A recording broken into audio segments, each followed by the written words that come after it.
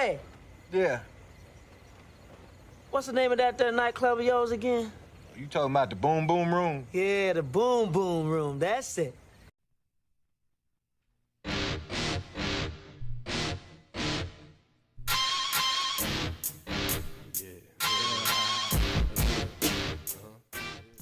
Alright, what's up guys? Welcome back to the channel. And before we start this video, I want to start this thing off by saying I hope everybody had a Merry Christmas and look forward to having a Happy New Year. I want to thank you for clicking on this video. And if you've been here with me about a year ago, I did a top 10 4K movie review of what I thought was the best 4K sounding and visually looking 4K disc that was released that year, and this is me doing it again this year. I did mid-season, mid-year top 4K. I think I did the top 5 for the midway point of the year, and this is going to be the 10, my 10 best 4K movies that came out this year, according to my opinion. So let's start this thing off with number 10. Number 10, I had No Time to Die, the James Bond movie. This movie had real good action, real good surround sound. Visually, it was pretty good visual movie to watch too. Number 9 was I had Snake Eyes, the G.I. Joe movie. Snake Eyes had a lot of action, really a lot of action. It had real good colors. The colors in the movie was good. And I also thought it was a pretty good movie. I think it got bad reviews, but for me, I enjoyed it. It was a pretty good action movie to me. It was like a karate movie. And I ain't too big of a karate movie fan. But, I mean, because they don't make them like they used to back in the day, Bruce Lee and all that. But for what it was, I enjoyed it. And, I mean, really, I enjoyed the first 2 G.I. Joe movies also. So, yeah. Snake Eyes was my number 9 movie. At number 8, I had this movie that I don't recommend you watch with your kids because it is rated R. But, this movie is called The Last Duel. This movie had real good atmos. There's scenes where they're shooting flame-throwing arrows and you can hear the arrows flying over your head.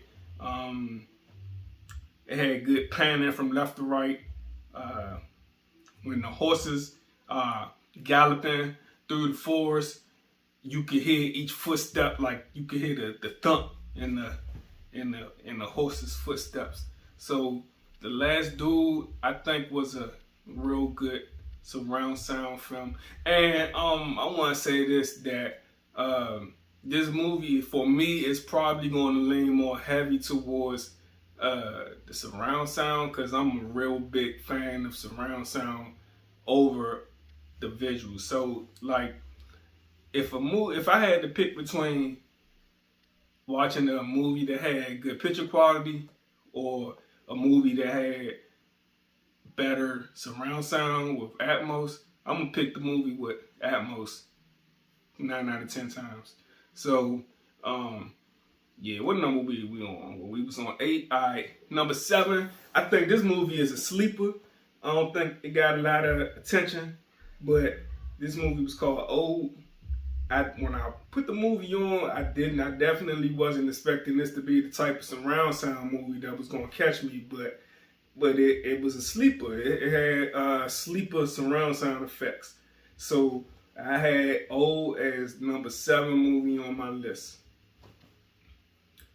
Number 6, I had Don't Breathe Part 2. Don't Breathe Part 2 had, like, if you saw Part 1, you know how it had its quiet moments, almost like A Quiet Place, but then it had when the action hit, it hit. So yeah, Don't Breathe Part 2, I had that rated at number 6. Alright, now if you was with me for my mid-year reviews, my top 5 haven't really changed too much. I did add one movie. I added 2 movies. So number 5, I had the Candyman. I don't want to call it a remake because it was like more like a sequel, but Candyman, excellent surround sound.